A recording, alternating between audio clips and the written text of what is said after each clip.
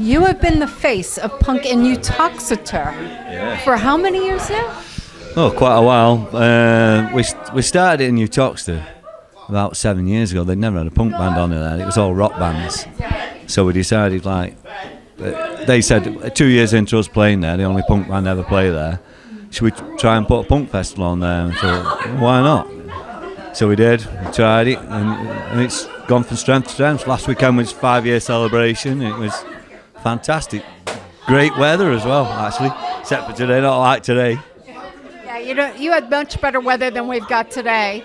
But it's a great little venue, a little outside stage, and it's such a warm and welcoming atmosphere. How did you decide to try and do that? Because it's not on the beaten path for most people. No, it's what it is the place, the people in it make it. There's a good bunch of lads there who believe in what they're doing, and all for nothing. And you know, they made the landlord who used to have it, called Lee Baz as we call him, who had it years ago. We built the stage with a couple of the people who were there, and built it for live music. And then he left. Didn't want to do the pub industry. He's a gardener now, but still comes back. He was there at the gig last Friday. Couldn't make Saturday, but he was there last Friday. And you know, and that's the sort of people you're dealing with. Do it for now. All the lads have painted all the stage up, painted all the band room up, and put all. But the bastards have put a big vomit motto, and they put on it established 1877. I saw that. Wow, am I talking with a really well-preserved mummy here, or? No, not today. Well, no, I'm 56. Been around a bit, but you know. And I don't know, I don't feel 56 when I get on that stage. And you don't look it, to be honest. I feel it today with this beard. Not used to having a beard, it's usually clean shaven. Everybody keeps saying, oh, you're always clean shaven. But you usually are. Just this week, it's just like this. It's going next week, but just this week. We've caught you at that special moment. Yeah. If I can mature, I wanted to see if there was any grey bits in it. Is there any? Just a couple. Not fully grey. So you've still got some more years with it. Yeah, great. Going bald a bit at the backlight, but not grey. I don't know why. Must still be love of a good woman. That's it. She's a lovely woman. She keeps your beard and everything not grey. Yeah. Do you know, it's like the thing you pair do with this, I think it's absolutely fantastic as well. Do you know that? It's like the things that you must see in all the likes you get on Facebook and that. It's brilliant. On YouTube, amazing. Just want to put that across to people. Thank you very much. We are humbled, truly humbled, seriously. Because you've been going since, what, 1977. 77, yes. Yeah, which is some funny stories about 1977. You know, we were 15 and like, I was into Dr. Feelgood, Thin Lizzy, things like that. And then when punk come along, it was like, whoa, this is it for me, this'll do me. And it was fantastic, and me and Marshall at school together, he was into Northern Soul and things like that. A lot of it, he likes varied music, but he was into that. Northern Soul was his thing.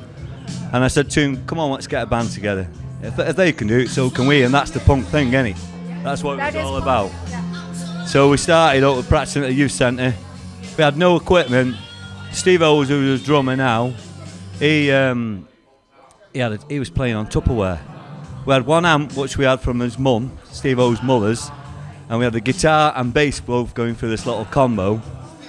And I was playing bass then. I couldn't play, but I was playing bass, and we had another singer called Archie, and Steve O was playing on this Tupperware. And then Archie never turned up, so I ended up playing singing, and got me this mate from work called Gerald, to play bass.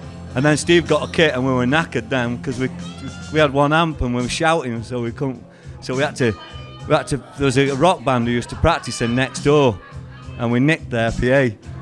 And we were practicing one night, and they come in and saw us with this PA, and we said, "Hey, that's ours." "Oh, sorry, we didn't know it was yours. We thought it belonged to the youth club." That's a good way to look at it. But all these years later, and you guys have kept going. What has kept you going since '77? Well, no, I packed in for 15 years. I got disillusioned with all the music scene. Steve Owen kept going and playing in bands, and Marshall played in a few bands, but I got disillusioned with music a little bit, you know, and went into playing football and sport and stuff like that, and left it alone a bit. Still listening to music, but not really interested in playing.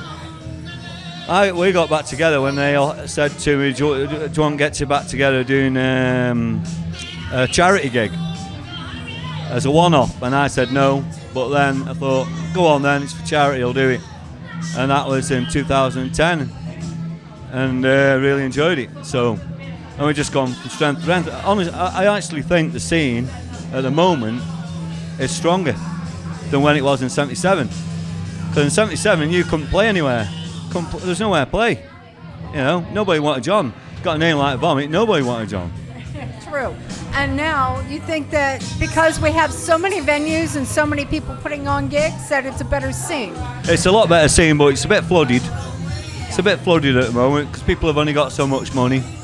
And I mean, I love going to watch gigs. You know, if we're not playing, I'll go watch a gig. But you've only got so much money.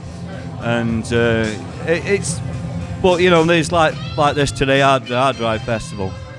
Great, never been here before, but it's for the people, innit? You know, it's put on by the people for the people.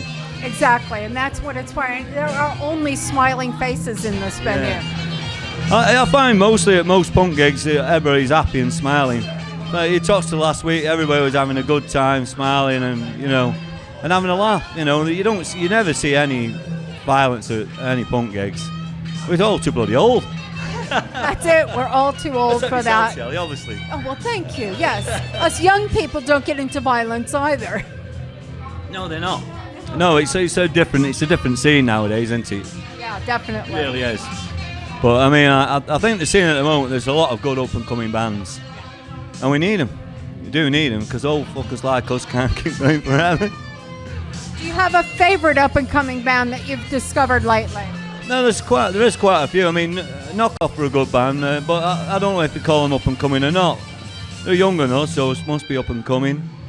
You know, there's a good one in Coalville, a young band, Carpet, but they're just on the outskirts. They don't do anything really, but they're only like 18. It's so good to see the young people doing the same thing that we did at 18. Yeah. I think they're called Circumrians. They're from up top. They're a really good young band. You know, really put themselves about on stage, and I think they're really good. There's quite a lot. I can't think off the top of my head. You know, even Angry Itch. Angry Itch are young, aren't they? You know, young and brilliant. So yeah, they were brilliant at Uttoxeter. It was great seeing them back at Uttoxeter. And these days, if somebody wants to buy a Vomit album or hear you, where can they find you? Well, we did have a website, but it's been closed down at the moment. So, but we're on Facebook, and if they get in touch with me, either email me on Lee Runner, because I do a lot of running. Lee Runner at talktalk.net, or just phone me, or I'll look on the Vomit Facebook page. Can get out, or at gigs. Best place is gigs, because get out gigs, you can watch bands. That's it. So find these guys on Facebook, listen to their stuff, get to a gig if you're local, and enjoy. Yeah. So thank you very much for speaking with us. Got another thing to tell you. Yes. I remember just thinking that, and I was thinking back about what he said about the bands. When we played his first gig, we were playing his first ever at when we were 16. It's a Duke of Wellington in Congleton, and we'd been and put vomit all over the walls. So we asked for the gig, and he said, "You're not playing in my fucking pub, you've wrote your name all over the walls." And I said, "No, I haven't. We're called Y Brick. We're called something else." He went, "I know you fucking vomit. I'll tell you what, if you paint the toilet walls, you can play." And we ended up painting the toilet walls for his first gig. So you guys painted the toilet walls just to get a gig? Yeah, at the first gig. You know, I like that. That is very punk, but young punk. It was good. It was fantastic. It was a good gig as well. Can't remember much about it, actually. I was drunk even though I was underage. No. God. We should have an alarm sounding right now. It should be, yeah. Thanks very much, Shelley, anyway. Thank you, Lee. And we will see you on stage in a few minutes. Yeah, hopefully. Cheers.